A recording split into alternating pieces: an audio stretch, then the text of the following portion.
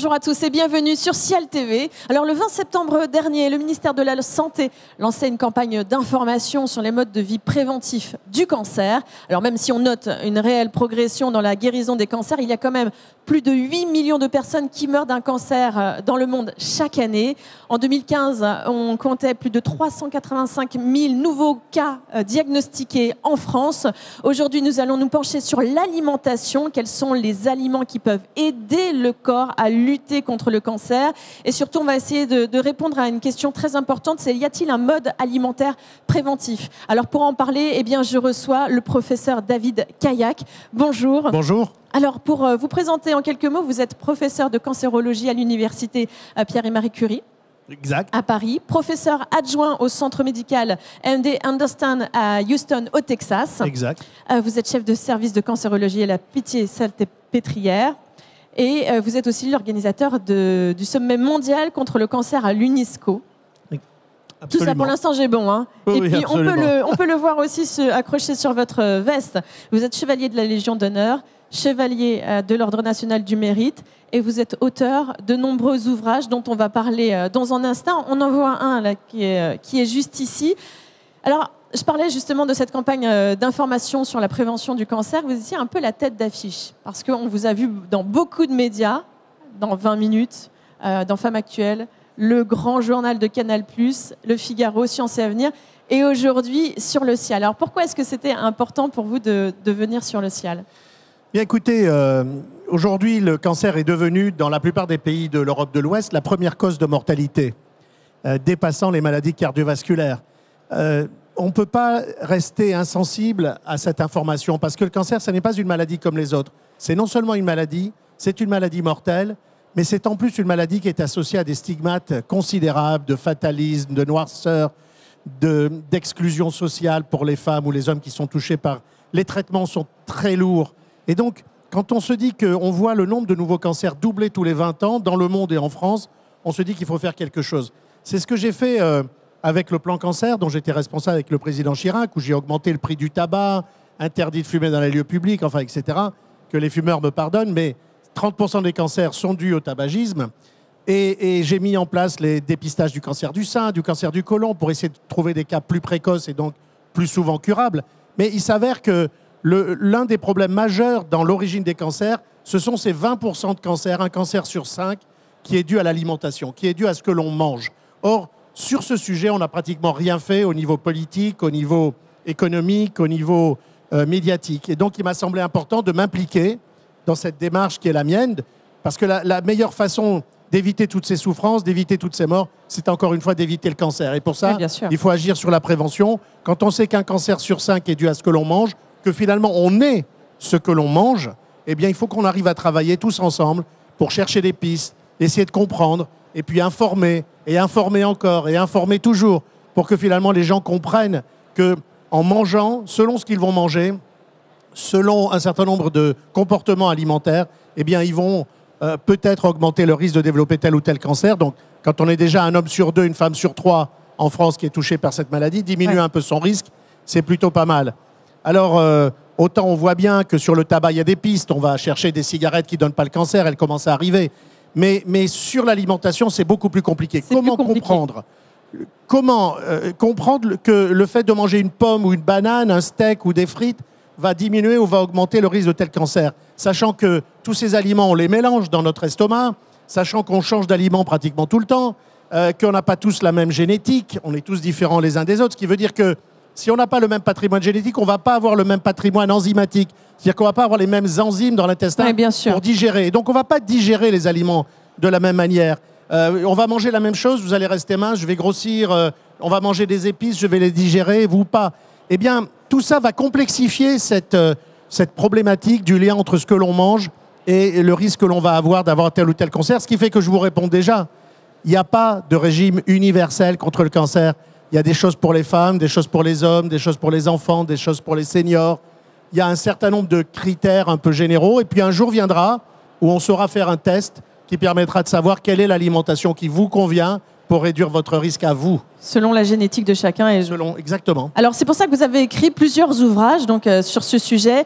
Le vrai régime anti-cancer, les recettes gourmandes anti-cancer, et puis le petit dernier, qui est juste ici, qui est sorti en juin 2016, La cuisine anti-cancer. Qu'est-ce qu'on trouve dans tous ces livres? Bien, on trouve d'abord des principes simples. Si je devais résumer quel est l'élément le plus fondateur de ce que pourrait être une cuisine anti-cancer, c'est la diversité, la variété, la saisonnalité. Parce que pour vous, on peut manger de tout?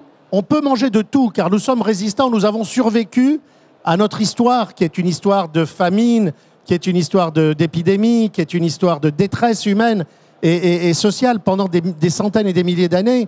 On a manqué de tout.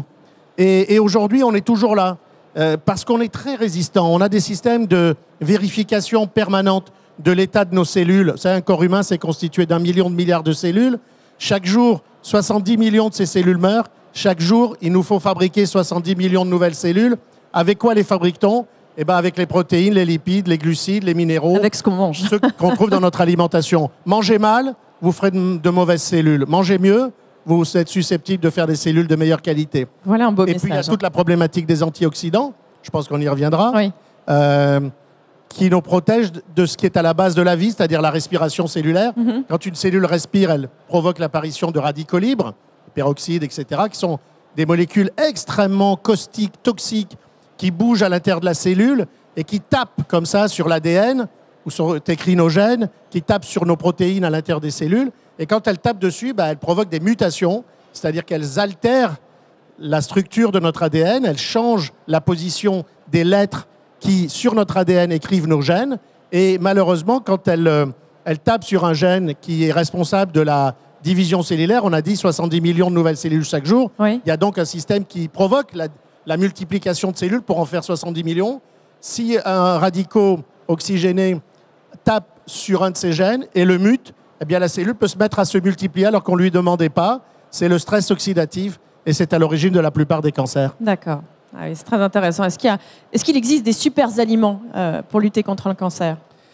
Il existe des super aliments. Moi, j'en ai comme ça une petite dizaine que j'affectionne particulièrement après avoir lu à peu près tout ce qui a été écrit scientifiquement. C'est pour ça que j'ai écrit un jour Le vrai régime. Oui. Parce qu'il y a tellement de mythes et de bêtises sur ce sujet. C'est vrai qu'aujourd'hui, des fois, on ne sait plus sur quel pied danser. On nous dit un jour que c'est un très bon aliment, puis le lendemain, on nous dit écoutez, non. Écoutez, le jour où quelqu'un vous dit qu'un truc est bon pour tout le monde, que ça va diminuer vraiment votre risque de cancer, voilà, déjà, vous pouvez savoir que c'est faux.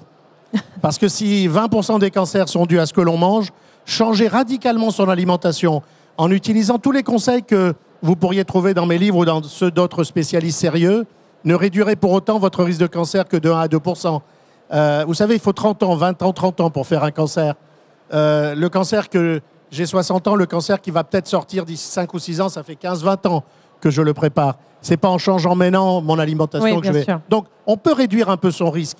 Mais tous ceux qui vous feront rêver en vous promettant la guérison, surtout chez les malades qui sont fragiles, et là, je parle plutôt de prévention que d'alimentation chez les malades pour prévenir la rechute. Mais en tout cas, à titre de prévention dans l'alimentation, il faut surtout éviter le rêve. Alors, il y a quand même des bons aliments. Oui, ce que vous disiez, vous avez une liste de dizaines de super aliments. La grenade, c'est moi qui l'ai sortie il y a quelques années parce que j'ai été fantastiquement étonné de lire toutes les études sérieuses faites par l'Institut national du cancer anglais, l'Institut national du cancer américain, des études vraiment sérieuses contre placebo, etc., avec des tirages au sort. La grenade, c'est fantastique pour tous les cancers dépendant des hormones, c'est-à-dire la prostate chez l'homme et le cancer du sein et de l'utérus chez la femme. Mais à côté de ça, vous avez l'ail et l'oignon, avec une substance qui s'appelle la lysine. Vous avez le thé vert, ou tous les thés en général. Vous avez la quercétine qu'on trouve dans le cacao, dans les câpres, dans les anchois. Vous avez le sélénium. Vous avez les brocolis et, d'une façon générale, tous les choux. Mais ça peut être tellement efficace qu'on a vu vraiment des études qui ont montré que l'utilisation surtout de plusieurs de ces antioxydants, parce qu'ils s'entraident les uns avec les autres, en étant fantastiquement capable d'empêcher ce stress oxydatif en attrapant les radicaux libres à l'intérieur de la cellule, en les bloquant pour pas qu'ils abîment ce qui est à l'intérieur de la cellule. Et quand vous mélangez brocoli, sélénium, grenade par exemple, vous avez un effet sur la prévention du cancer de prostate qui est indiscutable. Mais ce que ces études montrent en même temps, Le café, fantastique, le café c'est sorti cette année. Il y a au moins 4-5 études qui ont montré que 4 à 6 tasses de café par jour, alors c'est du café américain, donc très riche en caféine, mais 4 à 6 tasses de café par jour, ça réduit de 30% le risque de cancer du côlon ou du sein. Donc ça vient controverser totalement ceux Mais il faut faire attention, oui, par exemple, la vitamine E, que tout le monde croit être extraordinaire. Il y a une très belle étude qui s'appelle SELECT, S comme sélénium, E comme vitamine E, 34 000 volontaires aux États-Unis, tirés au sort, 4 groupes, un groupe sélénium seul tous les jours, un groupe vitamine E tous les jours, un groupe les deux, un groupe un placebo, c'est-à-dire un comprimé avec rien dedans. Et ils ont été obligés d'arrêter prématurément l'étude parce que dans le groupe qui prenait de la vitamine E seule, les hommes avaient 40% de cancer de prostate en plus. Donc vitamine E, c'est bien chez la femme, il n'y a pas de prostate, c'est pas bon chez l'homme. Pareil, il y a 3 études magnifiques sur la vitamine A ou le bêta-carotène, tous les dérivés de la vitamine A. On pensait que ça pouvait prévenir le cancer du poumon chez les gros fumeurs. 3 études où on a tiré au sort moitié des gros fumeurs, moitié vitamine A, moitié placebo toujours. Et en fait, les fumeurs qui prenaient de la vitamine A, ils ont eu 3 fois plus de cancer du poumon. Et c'est pareil, c'est selon son mode de vie alors finalement. C'est beaucoup plus global que ça. On doit adopter finalement son alimentation aussi par rapport à son mode de vie. C'est complexe, ça devient complexe après. Il faut l'adapter par rapport à son mode de vie en termes de bilan énergétique. Parce qu'il y a une chose dont on est absolument sûr, il y a 200 études aujourd'hui qui ont confirmé, la prise de poids, l'embonpoint augmente le risque de cancer. Et chez les gens qui ont eu un cancer, l'embonpoint augmente le risque de rechute. Parce que vous savez, dans les adipocytes, les cellules qui stockent le gras dans le corps, ils ont tendance à être des petites pompes à hormones. Elles sécrètent un certain nombre d'hormones, notamment une qui s'appelle l'IGF-1, qui donne le cancer, qui provoque la stimulation de la prolifération des cellules. Donc, il faut adapter à son mode de vie en termes de bilan énergétique, ne pas manger plus que ce qu'on dépense. Par contre, comme vous l'avez vu, on découvre la vitamine E, bon chez la femme, pas bon chez l'homme. La vitamine A, bon chez le non-fumeur, pas bon chez le fumeur. Comme ça, on découvre des tas de choses. Et donc, ça veut dire qu'on ne sait pas grand-chose. La vérité est là. Il faut varier ses aliments, varier ses modes de cuisson. Et la meilleure façon de varier ses aliments, c'est de suivre les saisons. Oui, c'est ce qui fait la richesse de notre alimentation européenne. Elle a un passé, elle a une histoire, elle a permis à des peuples de se développer intellectuellement, socialement, économiquement, scientifiquement. Ça veut dire que ce que ces gens, nos parents, nos grands-parents ont mangé, c'était bon. Mais aujourd'hui, on est sous l'influence d'un certain nombre de pratiques alimentaires américaines où il n'y a pas d'histoire, sauf une histoire catastrophique, puisque maintenant, 1 Américain sur 2 est obèse. Et le nombre de cancers là-bas est encore plus grand que chez nous en proportion. Et donc, et quelle est la caractéristique de cette alimentation? C'est qu'elle est trop riche, trop salée, trop sucrée, trop grasse, elle grignote. Ouais, mais même avant d'attraper un cancer, ils attrapent des maladies cardiovasculaires avant tout ça. Mais heureusement pour eux, on les soigne. Et donc, ils guérissent, enfin, ils survivent avec des comprimés pour baisser la tension, pour baisser le cholestérol. Donc, les maladies cardiovasculaires sont globalement réglées. Mais du coup, ils sont vivants et ils attrapent un cancer un peu plus tard. Vous parliez des modes de cuisson, c'est-à-dire il y a des cuissons qu'il faudrait bannir à jamais, le barbecue par exemple. Non, écoutez, vous ne trouverez pas chez moi quelque chose qui touche à l'interdiction systématique. Je crois dans la résistance de notre ADN, des systèmes de vérification et de réparation qui font que nous restons ce que nous sommes pendant le temps de notre vie. Si ces mutations s'accumulaient, voilà, j'aurais les cheveux blonds un matin, un jour j'aurai 3 jambes, mais je reste ce que je suis parce que mes gènes sont stables. Pourquoi sont-ils stables alors qu'ils sont abîmés en permanence? Il y a plus d'1 milliard de mutations par seconde dans notre ADN. Eh bien, tout ça, c'est stable parce qu'il y a des systèmes de vérification et de réparation. Donc, on peut manger un barbecue, on peut manger un plat cuisiné au wok, mais manger tout le temps des trucs grillés, noirs, car quand c'est noir, même une aubergine grillée à l'italienne, s'il y a du noir dessus, c'est qu'il y a des hydrocarbures polycycliques, des amines aromatiques, de l'acrylamide, et tout ça, ça donne le cancer. Le wok, c'est un problème de température. Comme la chaleur se concentre sur un petit point de la poêle, au fond du creux, eh bien, on atteint des températures qui montent au-dessus de 300 degrés, alors que sur une poêle plate, on est à 150, 160. Et quand on est à 350 degrés, eh bien, la plupart des corps gras que vous utilisez vont dépasser leur point de fumée. D'ailleurs, vous voyez, ça devient mousseux, il y a de la fumée.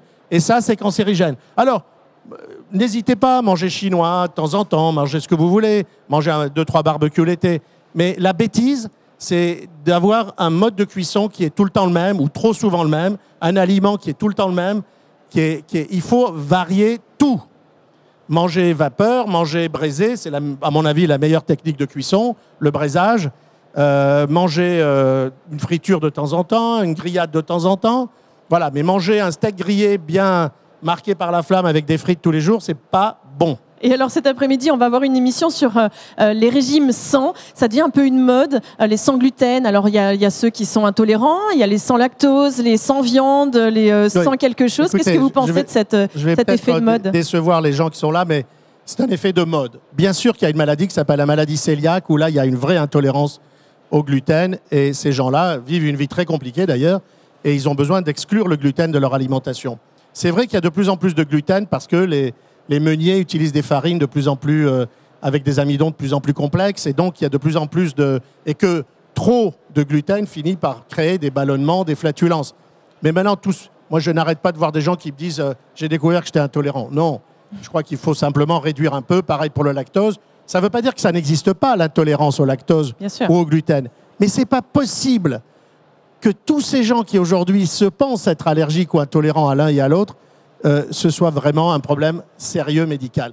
Donc je pense que c'est un peu comme les oméga 3 il y a 15 ans. Je pense que les choses passent un peu. Après, elles se stabilisent dans une forme de vérité scientifique et médicale, et c'est tant mieux. Donc on le verra dans quelques années certainement. Probablement. Votre livre, La cuisine anti-cancer, qui a été réalisé avec votre fille, qui est cuisinière, chef, pâtissière. Pâtissière, Cécile Cayatte. Et donc on y trouve plein de recettes. Et Nathalie Hutter-Lardot. Oui, et donc, donc on y trouve plein de choses avec des super aliments pour essayer d'être préventif et de manger mieux.